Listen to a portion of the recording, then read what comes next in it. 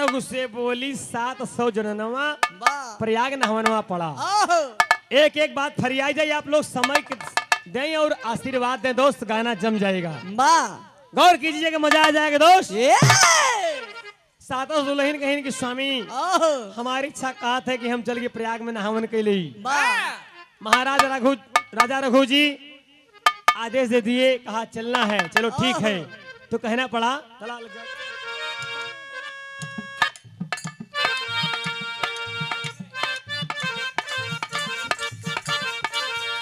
क्या बात है? 700 दुल्हन के संग में राजा रघु जी रही आई गए।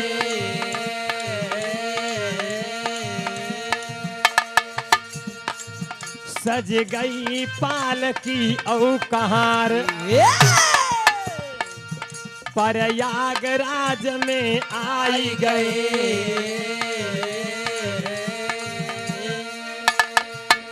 स्नान ध्यान करके राजन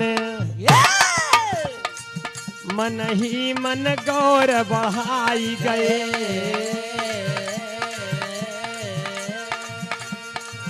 आपन पंडा हेरई लागे, आपन पंडा हेरई लागे, हेरत हेरत तब पाई गए। जो शेर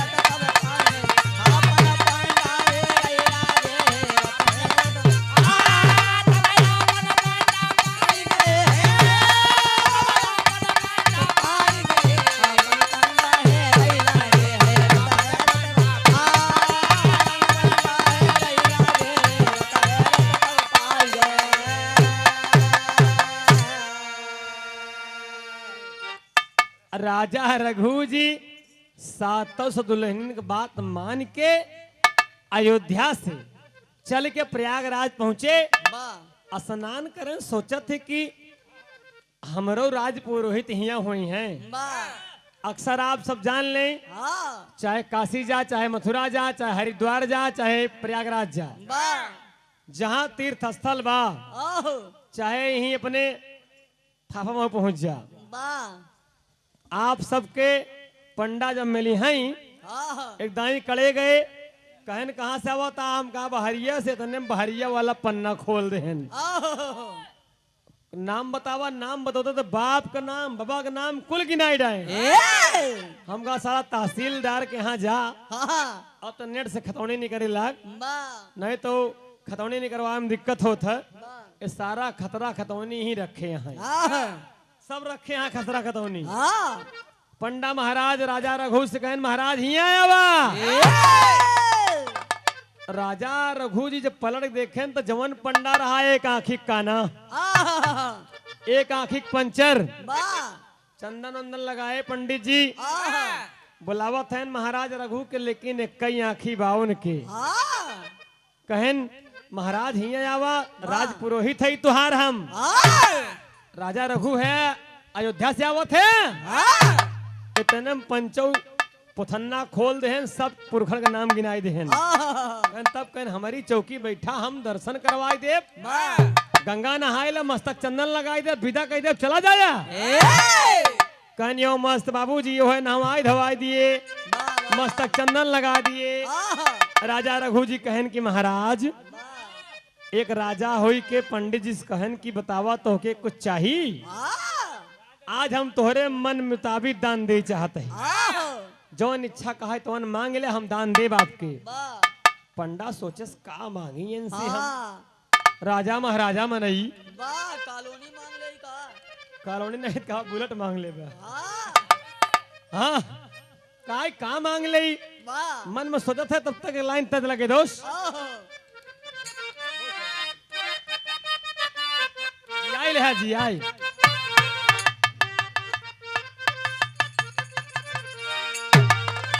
वह तरज है, कहे बाजे बजनवा सखी पड़ी गए गवनवा। अरे बाजे बजनवा सखी पड़ी गए गवनवा, बाबुल का छूटे अंगनवा हो राम।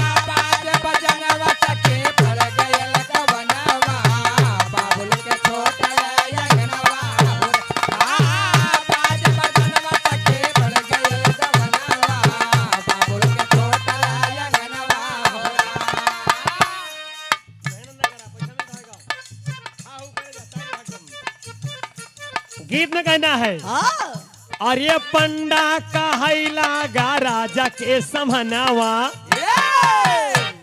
पंडा एक आंखी काना बा, विचारधारा में मन में लालची उबे।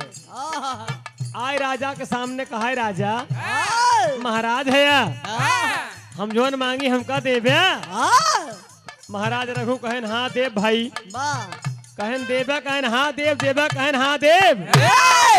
कुसा पकड़वाई के संकल्पवाई लिया। महाराज कहन देव भाई कहन दे भाई वही मांगा था। अरे राज पंडा कहैला गा राजा के समनावा, दई देत्या एकठी जननवा हो राम।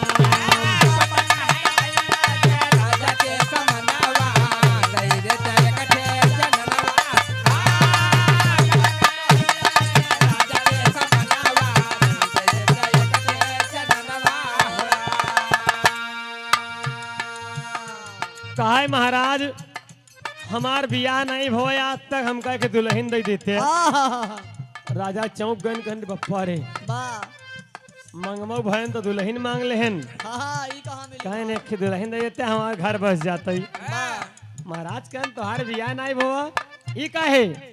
कहन बताई कहे बिन घर नी का घर, अरे भूतवन का डेरावा।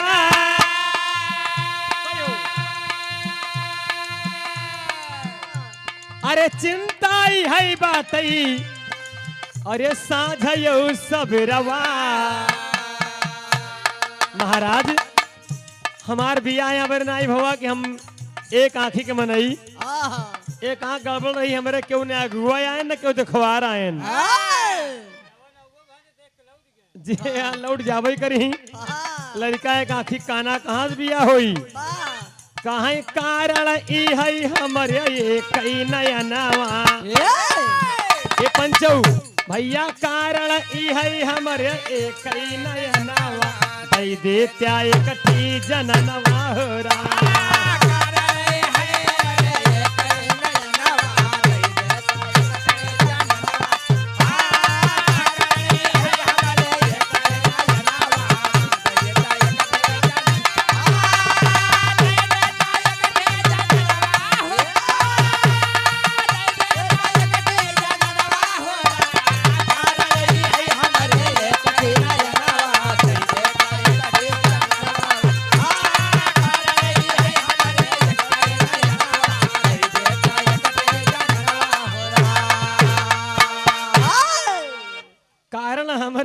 एक नैनवा कारण यही हमारे एक ही नैनवा, हमारे बिया नाई भवा न गवन भवा।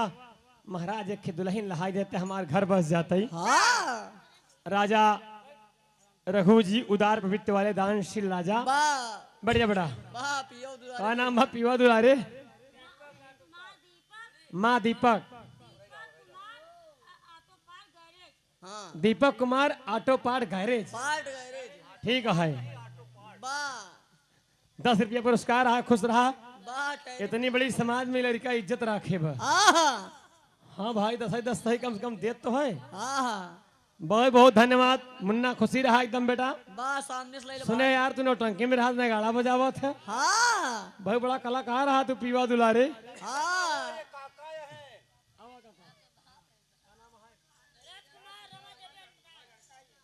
अच्छा ये दीपक के बाबू हैं राजकुमार।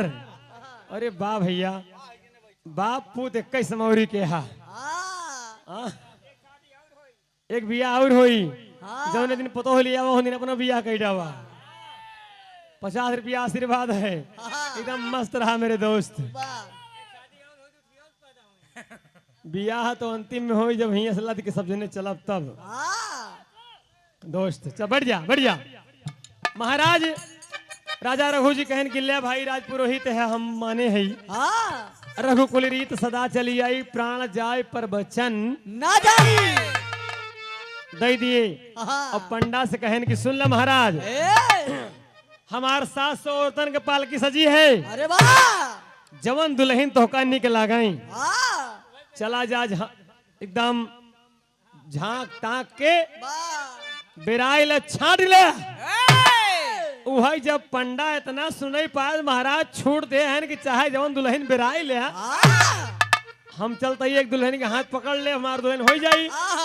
लेकिन हो थका कि पंडा जब भीड़ में घुसुरी गवा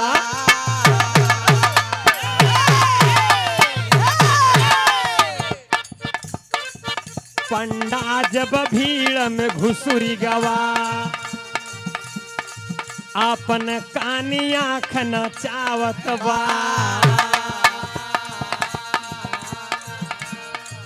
के का पकड़ी के का छोड़ी कुछ राज समझ ना पावत बा जे का देखई सुंदर दुल्हन बगली वाली मन भावत बा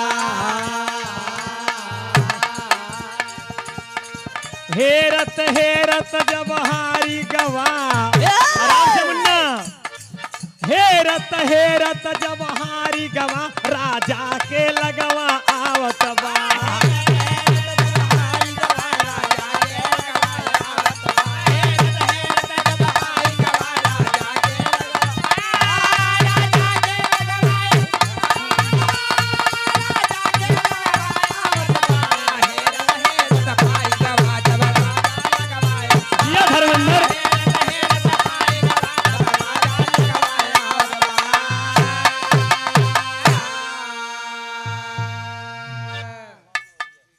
भाई विशाल मौर्य जी ये ऐसा द्वार है भाई रमेश जी का जो सर्व समाज के लोग आए हैं सभी को मैं कोटि कोटि वंदन करता हूं। मैं विरहा गायक जंगबली यादव सिकंदरा प्रयागराज से आपका अभिवादन स्वागत करता हूं। दोस्त जो भी लोग बैठे हैं सज्जन महान भाव ये दुआरे शोभा बनाई दे आप सब हम सोचे भैया विरहा हो ही नहीं पाई इतनी गर्मी हाय रे गर्मियां छोड़ाई दे पानी अब बिरहा गाँव में बड़ी परेशानी हम तो कहे बड़ी दिक्कत हो जाए लेकिन बा है आकाश तोहार मेहरबानी जवन बिरहा गावई आए गया दोनों परानी खानदानी पेशा है खानदानी इनाम मौर्य जी बहुत बहुत धन्यवाद बाबूजी। लालची पंडा जब पहुंचा इतनी बड़ी झुंड में मेहरारू एक कटारे एक जैसे कोनो औरत साड़ी के झुंड पहुंच जाए कहे देखा हो जैसे मंडी लगी हो भाई ई 8 सयाली निक लागत कहन देख ले तब बनिया कहा 1000 के है कहन इहो निक लागत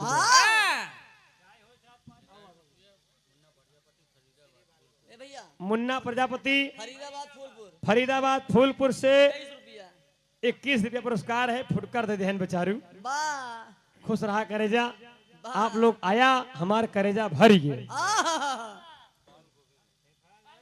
आप बाल गोविंद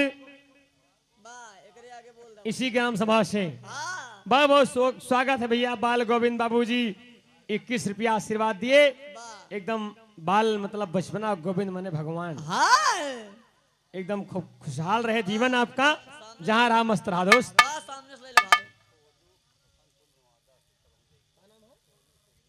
भाई सोनू जी हमारे पड़ोसी हैं हमारे घर सिकंदरा बगली भरेहता तनकर घर नेवादा बा हसनपुर 50 रुपया पुरस्कार दे गए कहन भैया बिरहा अच्छा गावत कैसे हिया हमके सट्टा यार चला आएगा वही कहन 50 रुपया इनाम बोल दे धन्यवाद खुशी रहा दोस्त एकदम मस्त रहा। अभी लालची पुरोहित बेराय नहीं पाए अभी राजा सामने आए कहा महाराज की जय हो कुसा पकड़ा महाराज कमंडल से जल निकाल लिया और छिड़क दिया कहा महाराज देव कहन हाँ देव देव देव देव देव तिरबाचा बना लिया कहा महाराज एक बात बताई कहन का उड़ान दिया अरे तो पंडा कहा लगा महाराज पंडा कहा लगा महाराज कहत की लागत बात इलाजी 700 दुल्हन से लड़ गया मोर नवा प्रयाग नवा पड़ा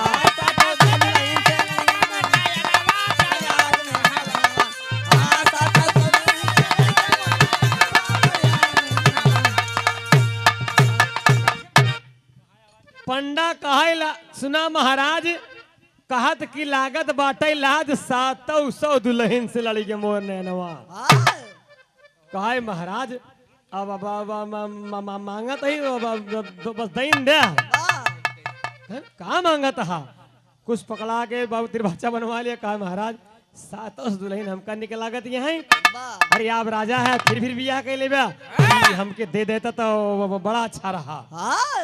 राजा कहें यो मस्त भाव को समझ कर भाई दिनेश गौतम जी आपके परिवार से 100 रुपये का आशीर्वाद आया है। बिटिया बेटवा पशु प्राणी मेहरारू लड़का सब खुश रहा दोस्त। बहुत बहुत धन्यवाद। जहां रहे आप सुखी रहे। दिनेश बाबू एकदम मस्त रहा है। ईश्वर से कामना करते ही दोस्त। महाराज कहन चला भाई जब 700 दुल्हन तो का निक लागत यहाँ जब जम गई यहाँ तो ले जा तू। अब इनका रखवारी के रखियावा पियावा तो हम मुंशी मतलब नहीं ना। महाराज 700 दुल्हन दान दई के अयोध्या से मंत्री के साथ में खाली पालकी ये जब प्रयाग से अयोध्या आई रही। अयोध्या से प्रयाग आई थी फिर प्रयाग से अयोध्या लौट गए। भगवान की कृपा देखा राजा रघु लौटत है ने कि लालची पुरोहित कनवा पंडा जवन 700 दुल्हन का आदेश दें कि बैठा है आप लोग हम भोजन भरण पोषण करब। मांग तो लेहेस जैसे केहू दुआरे भैंस बांध चाठी के ले भाई खियाया करे भूसा चारा रहबे न करे तो का करी। जब चौकी बैठा तब माथे पे हाथ रखे गलती बड़ी भारी हो गई। 700 दुल्हन हम मांग ले इनका खियावे पियावे व्यवस्था कैसे होई राम। लगा परेशान होई गुणा गणित करे लगा का कर थे लाइन तर्ज है।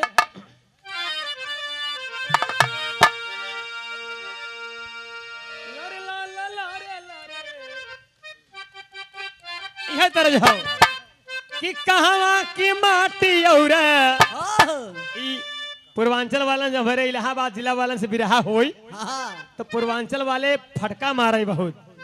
अब फटका गवैया लाल दिलहरी हैदर अली जुगनू जी झटका दे दें और दादा राम का लाल मिल लटका दे दें वहीं में परेशान हो जाए। अब विनोद भाई फटका कहाँ मारे जानते कहा कहवा की माटी और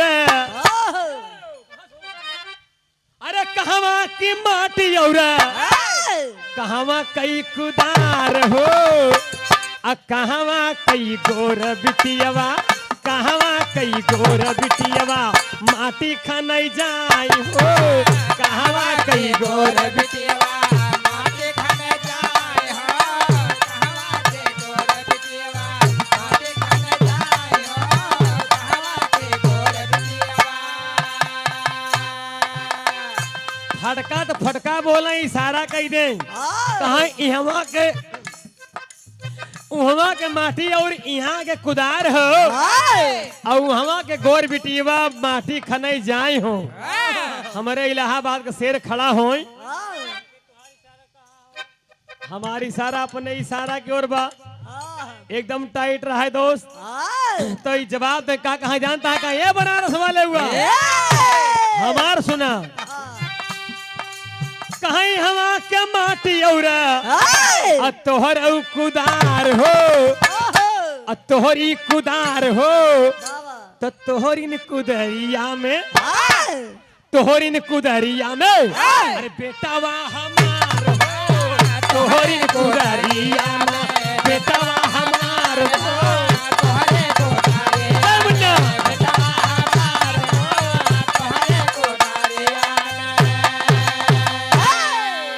तर्ज के नमूना है लेकिन बिरहा पे गौर करेंगे।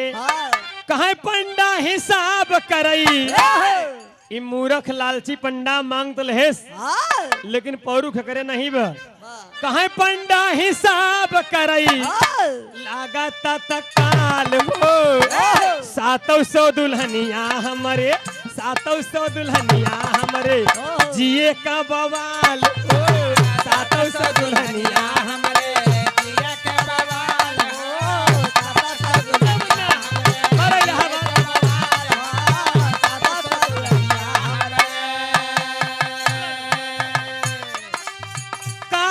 कलम लैके काटे लगा परचा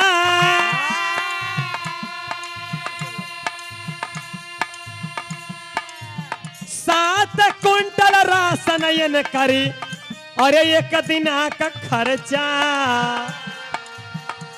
कहा अगर एक दुल्हन 1 किलो राशन खाई 700 दुल्हन है 700 मेहरारू को 7 कुंटल राशन भवा बरे मन ऊपर कहाँ से खियाओ हम धरा पसेरी मांगई वाला मनई पावे वाला मनई कैसे पूरा करब कहा था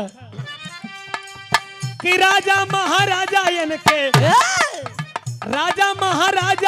के पई है संभाल हो 700 दुल्हनिया हमरे 700 दुल्हनिया हमरे जिए का बवाल हो 700 दुल्हनिया हमरे जिया के बवाल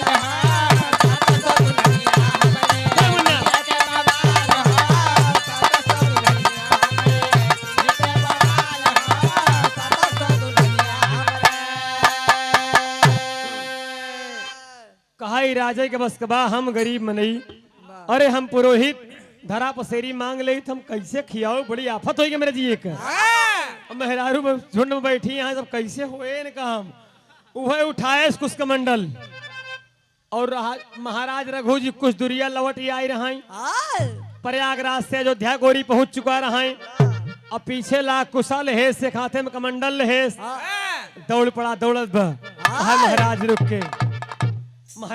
के महाराज रुक के हो महाराज पीछे पलट देकर कन अब का घाटा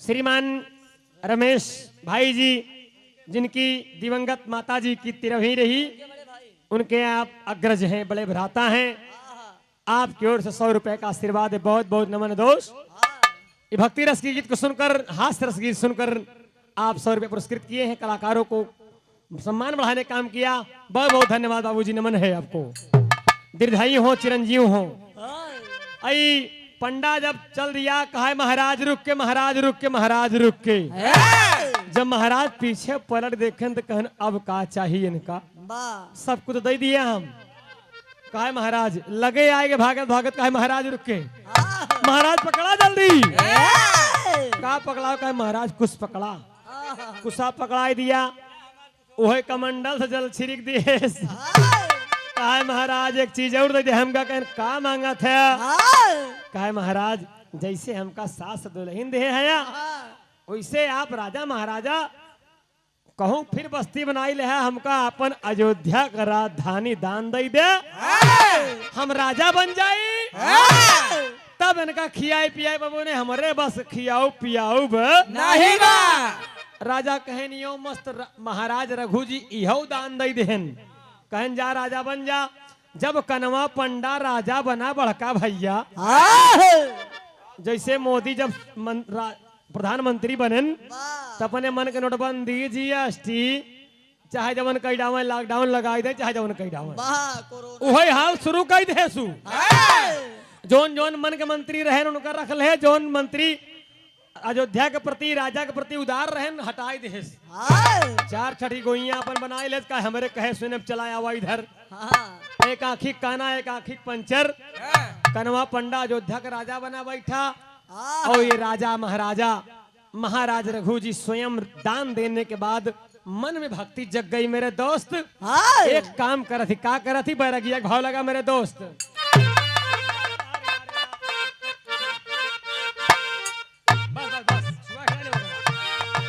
ए भैया यह भाव है जब दुआरे कहूं जोगी आई जाती तो गीत गावा थी मास्टर साहब ऐसे ही गावा थी कहीं सुख नाही पैबा बंदे सुख नाही पैबा बंदे माई के रोवाई के सुख नाही पैबा बंदे माई के रोवाई के सुख नाही पैबा बंदे माई के रोवाई के सुख नाही पैबा बंदे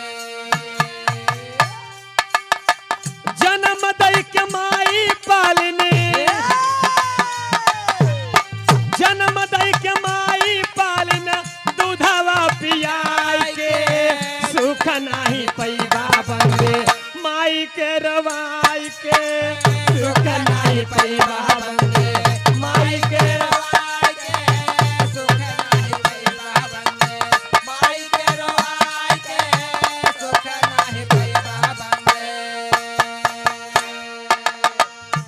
को समझकर आदरणीय युग यादव जी, छोटा मुन्ना है, इसी बस्ती से 20 रुपया आशीर्वाद है। बहुत बहुत स्वागत है, फला फूला आगे बढ़ा यादव जी। युग यादव भैया बहुत बहुत नमन बा। गीत में कहना है, जब महाराज अपनी अयोध्या नगरी को दान दे दिए तो करते क्या हैं? राजा जी भजन करई, राजा जी भजन करई, अरे कुटिया रमाई के राजा जी भजन करई, कुटिया रमाई